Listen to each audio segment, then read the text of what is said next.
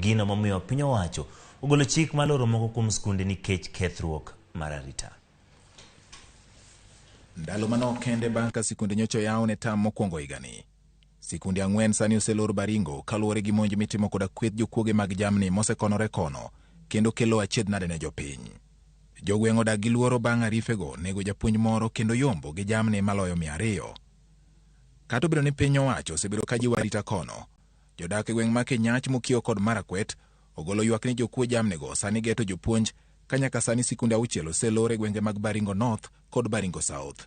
Tunalia kwa serikali kama we back Kenya question mark. Saa hii hapa tunapoongea hakuna shule. Shule yetu hapa kuna nursery ilitoka Kibot. Kibot Primary School is no longer because of security.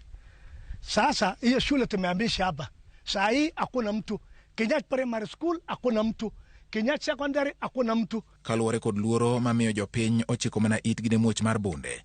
Joma mine wacho ni gilokore welo e miechgi ka thoth tijegi gitimo e tesend obila, kendo gidok mana e mier ponono nitie gimochuno, ka ojende matindo omanore gasere kaka yo mar beda kicha ne monj. Punde tu mkitoka hapa, sisi pia tutatoka hapa kwa sababu security iko mbaya sana kwa hapa. So itabidi tu kama mmetoka pia nyinyi, sisi pia tutatoka na chakula yetu twende kule kwa station, twende tuishi kule. In case of anything, kama kuna mgeni yeyote anakuja, tunakuja nyumbani kumkaribisha. Kwa sababu in any time hatujui mlio wa risasi itatokea wapi, hatuwezi tukajua. Jaod bura ma Baringo North William Cheptumo ohum gima omiyo piny owacho pok okawo kenge moromo mar rakruok kod jokuogego masani omiyo jopiny dhiero donjo kuomgi. Why has it become difficult? Mbona imekuwa ngumu kwa serikali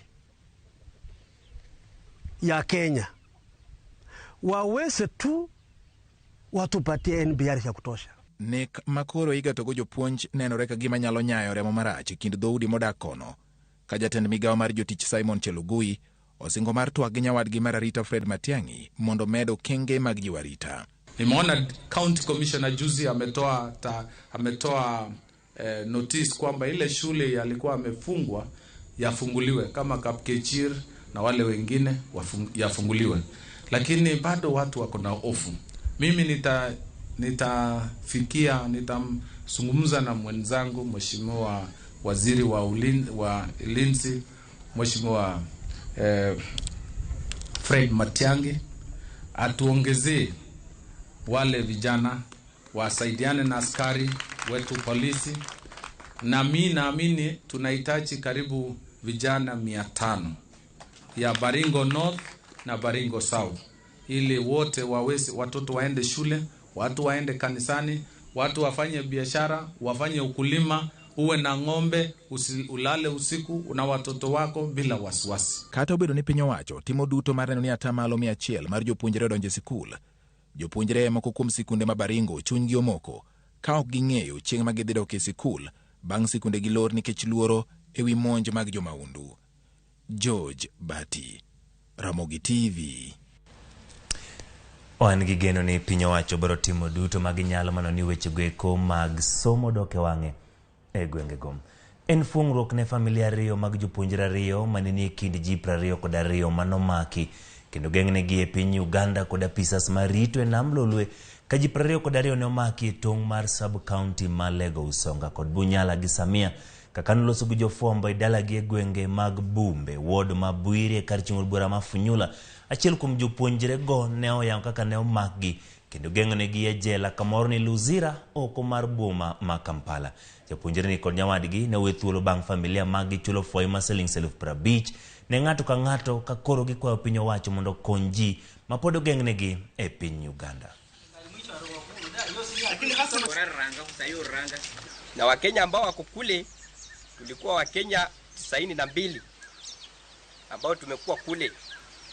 Wengine wamepelekwa sehemu mbalimbali ambazo hatujui, na wengine ni wanafunzi, wengine ni watu ambao wana familia zao, wameacha familia nyumbani.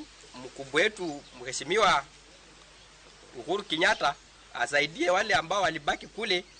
Wengine ni wanafunzi wanataka warudi shuleni mkula huu, wengine wanaenda kidato cha 4, wengine wanataka kujoin form 1, lakini walibaki kule kwa sababu hawana namna bila wanaweza rudi. Serikali zetu ambazo ni serikali ya Uganda na serikali ya Kenya, kuna mambo lazima waangalie kwa sababu ya maisha ya hawa watu. Kuna watu ambao wako kule, watoto ambao ni wengine miaka yao si miaka ambayo ni mingi zaidi ama ya watu wakubwa. Wengine ni miaka 17. Watoto wanatezwa kwa sababu ya uvuvi. Hii serikali zetu tatu zilikuja secretariat mambo ya blue economy. Blue economy haikuja kuangamiza watu. Blue economy ilikuja kusaidia watu. Hasa serikali zetu tafadhali tatu, Kenya, Uganda, Tanzania, ikuje pamoja, if possible mutengeneze license moja ambapo mvuvi akitokezea Kenya, akienda kule kuvua, akipatikana na serikali ya Uganda, akitoa hiyo license imruhusu kuvua.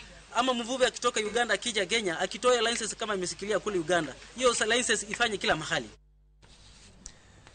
Jokanyo makedo gi timbe mag tero nyithindo manyiri nyange gwenge mag Kurie County ma Migori sani koro tiyo kod yore mag somo kod puonjruok e jiwo lwenyno. Jokanyo manie sekta no sani manyo yore mag siro somb nyithindo manyiri ka getona ni nyithindo go yudo somo makare maonge akwede kaka achiel kuom yore mag tieko timbe go mag nyange mag joma nyiri kendo miyo gidagi ngima makare kinde mabiro. Jakom mar riwruok mar Msichana Empowerment Magdalene Mwajuma nolero ni atamalo maduong' mar joma nyiri e gwenge ma Kuria sani kod riyo mar somo ka bende medo ni gin gigeto neno ni joma nyiri go duto yudo somo makare nikech ma nyalo konyogi mondo migilok ng'e gi timbegi. Walipia karo ya shule, sasa watakuwa wanafukuzwa karo, watatulia shuleni na wasome. Naamini kwa kupitia kusoma pia tutaweza kutatisha FGM, maana wengi tutakuwa tunajifunza, sababu kutoka wasichana kunaleta madhara mengi kuliko faida. Wengi wameingia sekondari, wengine wako kwa masomo ya primary.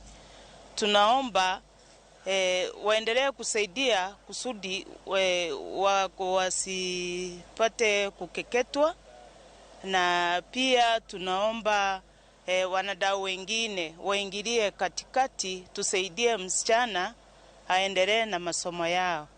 Wengi wameolewa kwa sababu ya kukosa karo, pia wengine wamekuwa na mimba, wamepachikwa mimba kwa sababu ya wazazi wao ambao wako na hali duni au ya hali ya kifedha kuwapeleka shuleni.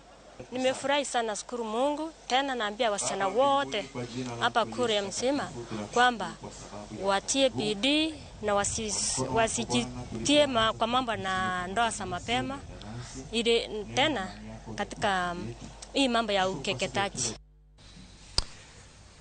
Ramogi kuom higni mathoth dho wath ma Homa Bay motise ni paya osebedo ka konyo jopiny e chenro mag dongruok mopogore opogore kaluwore gi meli mane gowe gi mwandu kuwuok e pinje mag libamba ka mwandu mamoko bende ne igolo e payano ka itere gwenge mamoko. Kata kamano, mukruok mar sani kelo luor ne jopiny kod johala mogeno yuto margi e payano. Jafwamb weche marwa e kaunti ma Bay Alia Beach miyo sigana motenore gi kethruok mar dho wadhno. Paya ma Homa Bay en kama jopiny kaachiel kod welo mawuok e gwenge mamoko thoro timo e limbe ka gidhi neno nam lolwe, ka gisuore kod yiedhi, kamoko bende dhi kanyo mar go pichni kaka rapar ka ok gidewo chal mar payano gi sani makoro osienyore kendo medo bedo marach piny maru. En kama kata loche madongo ne donje katero kite ma itiyogo e loso mwandu mopogore e piny Uganda ka pong' mar nam lolwe higni 2 mokalo bende ne omedo muke. Ochakore kane jo Uganda moko ne kelo kidi moko manitero Uganda, soapstone mineno kachaka. Then ne gibiro gi loche manokalo weight mane miyo kane koro sienyore. Then bang'e koth mochwe 2020 mar corona ochako omedo pi ma the volume mar pi nodhi omedo kunyo bo paya ni mokethore saidi.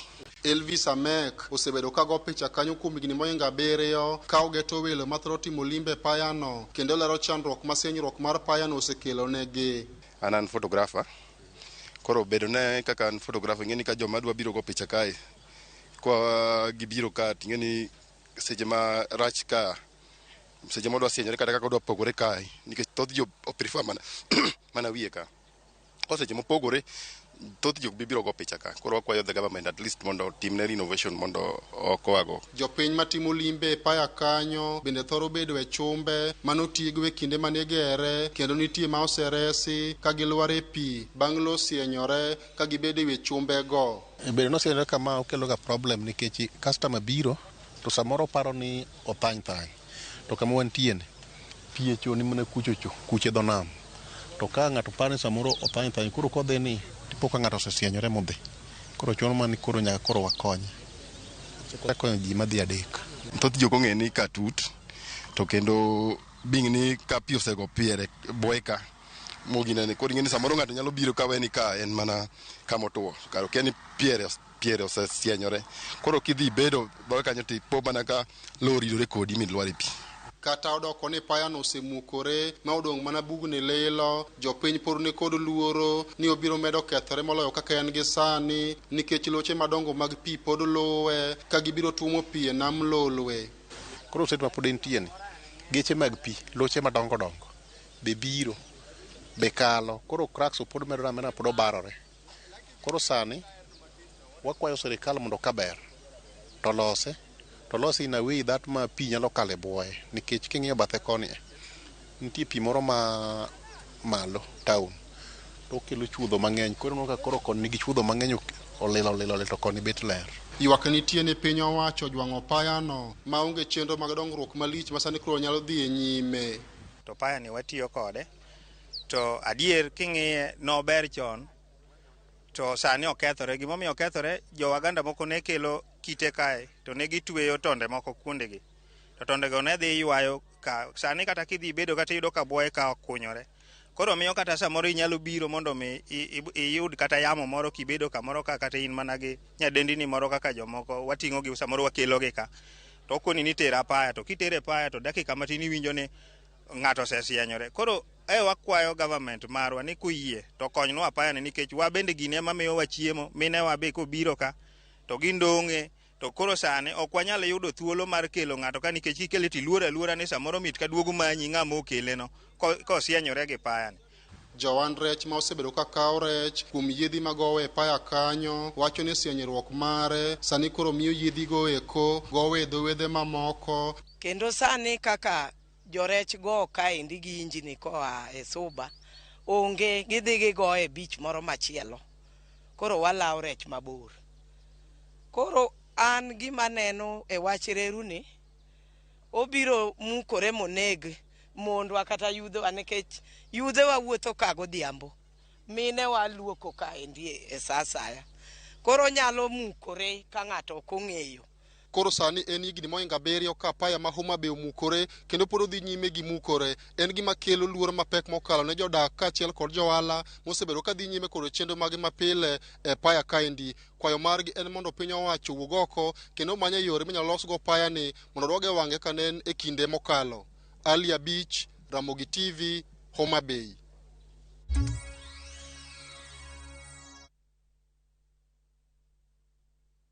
Collect fare kwa boda au matatu ukitumia ViewPay cashless na uqualify for bima ya 100,000 shillings pamoja na medical cover ya 20k na permanent disability cover